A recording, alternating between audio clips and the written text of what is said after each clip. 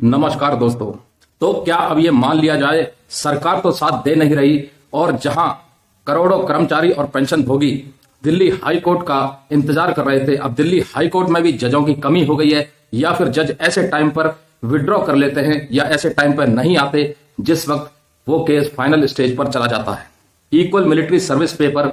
लाखों सैनिक और भूतपूर्व सैनिक इंतजार कर रहे थे कि आखिर इक्वल मिलिट्री सर्विस पे की जो मई में हियरिंग होनी थी, जो कि तारीख मिली थी आपको 2-3 महीने के बाद, उसका बेसब्री से इंतजार कर रहे थे। लेकिन उस तारीख में हुआ क्या? कुछ भी नहीं हुआ। एक जज साहब आए नहीं और तारीख मिल गई जुलाई की।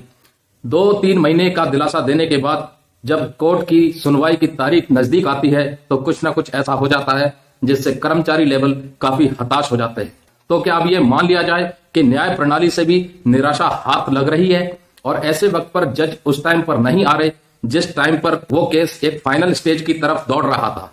तो अब आगे क्या हो सकता है? क्या जुलाई में जो तारीख पड़ी है उसमें जज साहब दोनों आएंगे और केस की सुनवाई करेंगे ताकि इसका जो फाइनल स्टेज पर निष्कर्ष निकलना है वो निष्कर्ष निकल सके? सरकार लगी है चुनाव की गतिविधियों में, चुनावी दावपेच लड़ने में। वहीं लाखों सैनिक और भूतपूर्व सैनिक इंतजार पे इंतजार करते चले आ रहे हैं पिछले 4-5 साल से कि उनके इस इक्वल मिलिट्री सर्विस पेपर कोई फाइनल सुनवाई हो ताकि उनके हक की चीजें उन्हें मिल सकें। जो दस्तावेज मांगे गए थे जज के द्वारा पिछली सुनवाई में, वो दस्तावेज प्रोड्यूस कर दिए गए थे वकील साहब को, लेकिन सुनवाई हो नहीं पाई और जिसकी वजह से उन दस्तावेजों को जमा करना भी अब पानी में फिर गया है, ऐसा लग रहा है। अब वापस से 2-3 महीने का इंतजार करना पड़ेगा और उसके बाद इक्वल मिलिट्री सर्विस पेपर कुछ निष्कर्ष निकल के आएगा। कहीं ना कहीं न्याय प्रणाली सैनिकों के मुद्दों को बहुत हल्के में शायद ले रही है, या फिर दिल्ली हाई कोर्ट में जजों की कमी हो गई है, या फिर दिल्ली हाई कोर्ट के जज छुट्टियों में ज्यादा बिजी हो गए हैं,